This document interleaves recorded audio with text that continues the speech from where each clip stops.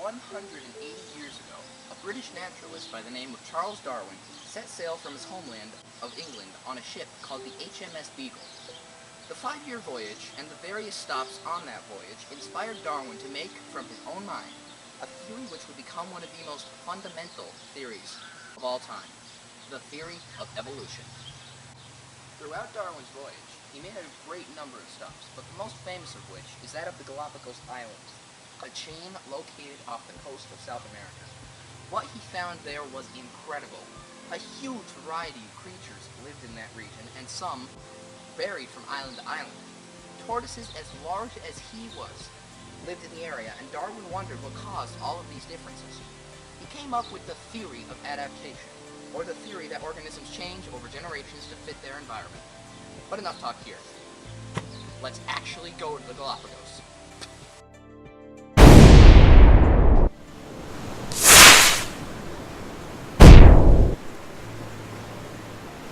Oh, whoa!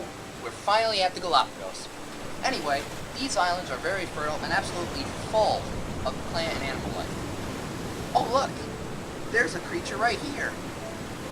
This animal is a marine iguana. They are similar to their land cousins, but, well, are marine. Unlike their brighter-colored South American relatives, these animals have longer claws to get a grip on slippery rocks. They eat seaweed, while their land-bound relatives eat fruit and climb trees. But what causes these differences?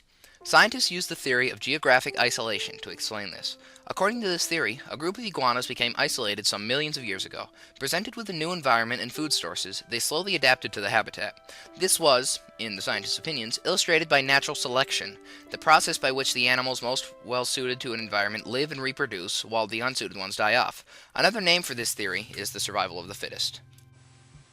Well, there are a number of other theories that help to explain the theory of evolution. One of them is the fossil record.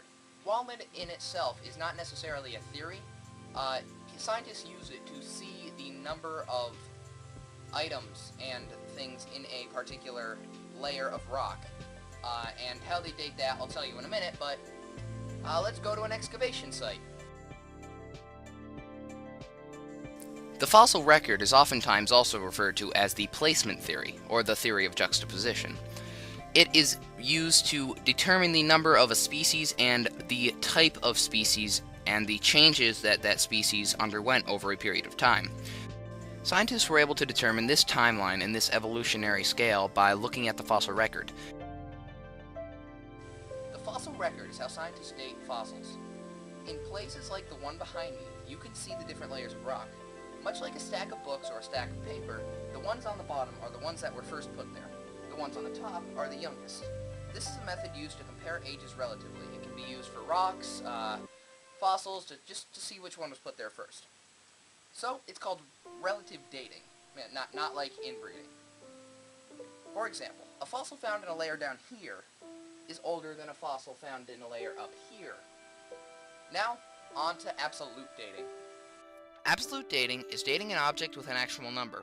Scientists use machines to measure the amount of radioactive elements in a substance. Then, they refer to a chart and give it a possible age.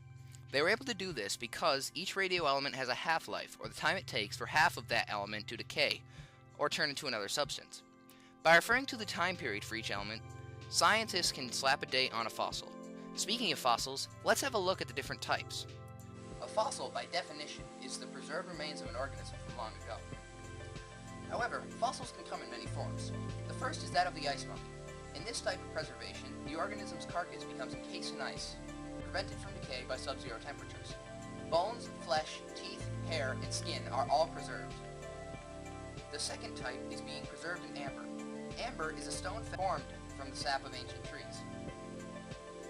An insect or other small organism became stuck into resin and was encased, preserving the body.